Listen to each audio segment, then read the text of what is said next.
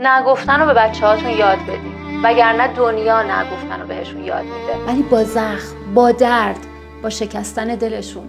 وقتی بچه‌تون بلد نباشه نه بگه، یاد میگیره به هر چیز بدی بگه باشه. یاد میگیره خواستهای خودش رو فدا کنه فقط برای اینکه دیگران ناراحت نشن. بچه‌ای که نتونه نه بگه، یه روز توی مدرسه به دوستاش نمیتونه نه بگه و کاری رو که نباید انجام میده. یه روز توی کار نمیتونه نه بگه و همیشه قربانی خواسته های دیگرانه.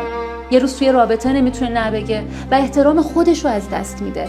و این ما بودیم که بهش یاد ندادیم که مرز داشتن یعنی قوی بودن. از الان بهش بگید عزیزم، اگر یه چیزی رو دوست نداری حق داری بگی نه. وقتی بچه‌تون از خوردن غذایی بدش میاد بهش نگین بخور چون من میگم، چون من پختم.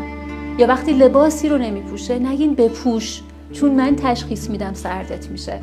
هر فرصت نگفتنی که امروز بهش میدین یه زخم کمتره که فردا دنیا بهش میزنه. بچه‌هایی که بلد نیستن نه بگن بزرگترایی میشن که همیشه برای بقیه زندگی میکنن ولی خودشون خوشحال نیستن.